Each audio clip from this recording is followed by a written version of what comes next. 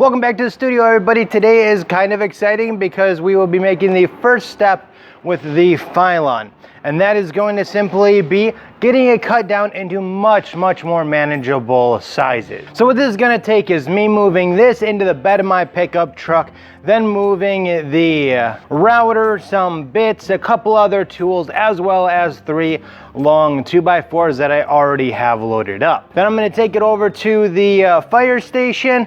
Then I'll be able to lay it out, do my measurements, my markings, put a board underneath it, follow that board with the router, and that will be able to get it cut into slices. Where I'm gonna have problems though is on a 10-foot stretch, cutting it down to about 4.5 feet on that because, well, I only have 8-foot boards. So we'll see how well this works out.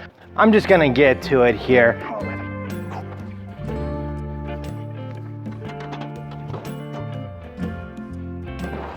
As well as those tools, I also have a pen, a pencil, a pen marker, and a Sharpie, just because I don't know what the best way to make my measurements on that Filon is going to be. So, never can be too prepared. So now I'm gonna close up the shop and we're gonna head on over. Once I got everything into the fire hall, it was all a matter of figuring out how I was actually going to do this. And I decided that laying out 2 of the boards, one for me to run the router on and one so that the rule wouldn't try to come back on me while I'm cutting, was going to be the best option. I also decided that using the lines in the concrete of the fire hall was also going to be a good idea for a starting point so that I wasn't trying to measure off of the actual Filon as it always wanted to roll up. Once I got 10.5 feet measured out, I was able to take the router and use that to cut the pieces. Now I cut 2 10.5 sheets for the sides of the trailer, as well as 1 5.5 for the back galley area. This leaves right about 19 feet for the front going around the curve to the roof. Now where I ran into trouble was trying to cut off 2 feet of these because they need to be 4.5 feet to be easily put up against the trailer.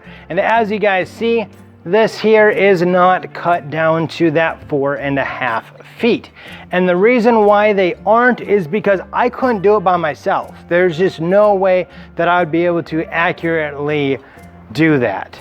So I still do need to figure out how I'm going to cut off 2 feet of these to make it easier to go up against the trailer. Now I might be able to get a couple of people to just push it up against it and cut it with that 2 feet. However, what I'm afraid of is that when it is up against it with our wind here, it may want to bend down and possibly crack one way or the other, and that is the last thing that I want.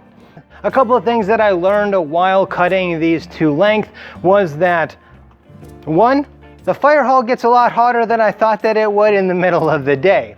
And 2, this is a fiberglass reinforced, which means I should have had a long sleeve on as well as a mask and some gloves. And I didn't. So needless to say, I'm gonna be taking a long shower when I get home because I have all sorts of pokiness all over me and I am very uncomfortable right now. So it's a few days later and I have done a little bit of work for the trailer yesterday, but we're gonna get to that here in a bit.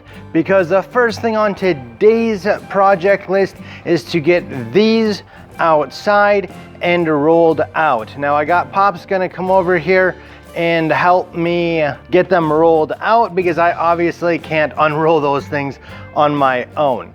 So I've got some bricks laid out as well as some rags to put the bricks on because these here are rolled where the outside of the trailer is actually on the outside of the roll, which is a part of the reason why it's kind of complicated to get it unrolled properly.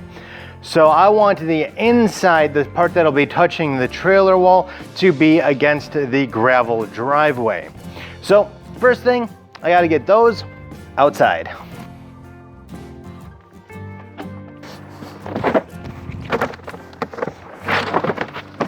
Now this here is the one for the roof. that will also need to be trimmed down a little bit more because it's going to be too long. So I'm going to see if I can get this one laid out first before Pops even gets here, because I think I can probably get the first one, but all of them lay on top of this. We'll see if I can manage to pull that off or not on my own. Might be complicated though.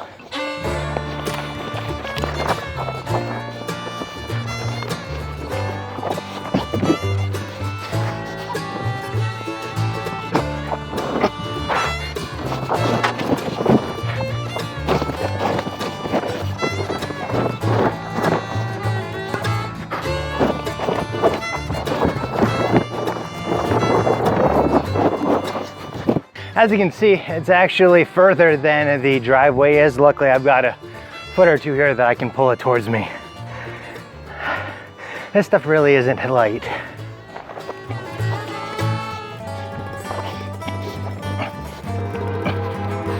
Oh my.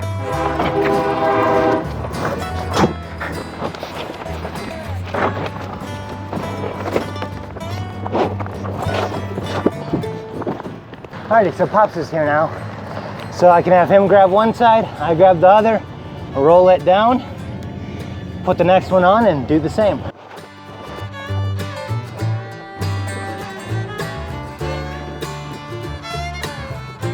Alright, so although that was a little bit of a pain, it wasn't as bad as I thought that it was, but it was definitely a two-person job because I didn't want to put weight on the Filon while it's out on the gravel driveway. So now to what I actually did yesterday that I didn't record for you guys. The first thing I did is I cut out 6 of these little blocks. Now they're to no special dimension or anything, it was just some scrap wood that I have. However, what I have done, as you can see, is I went ahead and cut some slots in this. And what this block is for is to be screwed underneath the trailer like so, with that slot lined up to the wall. And this will allow the Filon to actually sit inside that slot when I have people holding it up against the trailer, so that we don't need to worry about keeping it level on the bottom of the trailer. It should really just make things a whole lot easier for them, as well as take a little stress off of myself, because I'm not going to have to be worrying about if things are lined up properly. Now, as I mentioned at the beginning of this video, I couldn't figure out how to cut the Filon to width properly. I could cut it to length, so it's just over 10 feet this way and 5 feet on the back portion of the trailer. However, I think I got that figured out. Now that we have the Filon all laid out, yesterday I went ahead and made this contraption here. And what it is basically a very large jig, because I should be able to slide the Filon into here and then use the router bit on the other side to cut it properly. So I actually have this marked out at 2 different positions. One is for the 2 foot length, so that I can take 2 feet off for the sides of the trailer. Now obviously the width of the trailer is larger than the height of the trailer. So that meant that I needed to take about a foot off of the width of the Filon for the front of the trailer. All right, so I do have to wait for the Filon to actually settle itself out before I can do any cutting or messing with it, because otherwise it's just gonna try to roll itself up again. But there is something else that I can do in the meantime, and that is I can get out and make sure that all of the trim for the trailer that I ordered was the right trim in the right color. And those are sitting right back here. All right, so thankfully I got all of the right parts. Now I bought 5 uppers and 5 lowers. So let's take a look and see what the difference is. All right, so here we have an example of the lowers. As you can see here, there are evenly spaced holes here to drill into. Now this goes like so underneath the trailer. So the Filon actually sits on this little piece here, while the screw portion goes underneath the trailer to never be seen again. Now I got 5 of them, so I should hopefully have 1 extra if nothing goes wrong. I also got 5 of the uppers, and the uppers have a much longer overhang, which I'll show you here shortly, as well as your screwed holes. But as you'll see here, there is also a little channel here. And that channel, which you'll see a little bit better here in a minute, is for the 1-inch trim. And what this does is it covers up all of these screw holes so that you don't end up seeing any of the screw heads on the front or the top of the trailer. So this is what the top of the trailer will look like. It will all have a nice black line across the top. And we've got the channel right there that slides into. Now you might be saying, okay, those are nice and straight, but what about this curved piece? Well, this is supposed to be able to bend right around that with a very little bit of pressure. Now, although I'm really tempted to go ahead and bend those right now, I actually am going to wait because I feel like they're a little bit safer and I'm not going to trip over them when they are in the straight sticks as they are. And now on to the next parts of this project. And the next thing to get done was to go ahead and get those blocks screwed to the bottom of the trailer, which I have done, 3 on each side, so the Filon should sit nicely in place.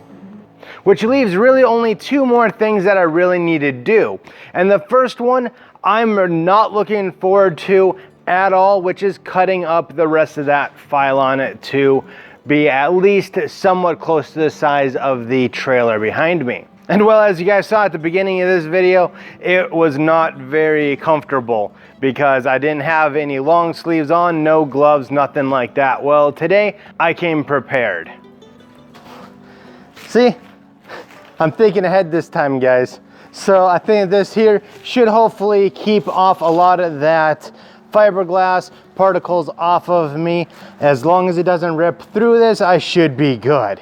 Well, I already got everything set up for the first cut of the fiberglass for today, so let's go ahead and get that taken care of.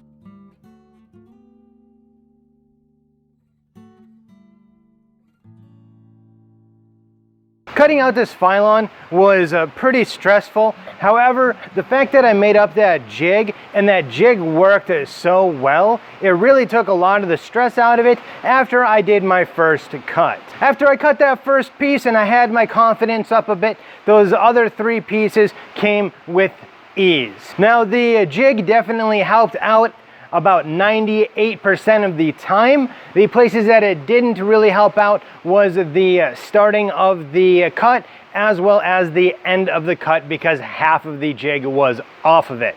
If I were to make this jig again, I'd probably extend the stopper at the end of the board so that it would compensate for the start and the end.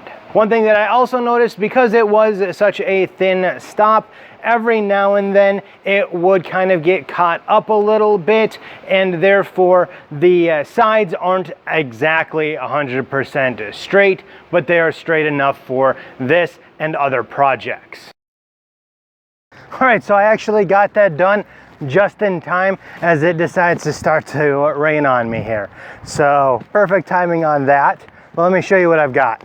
The very long piece here is 5.5 feet for the roof of the trailer there. The 2 middle pieces there are for the sides.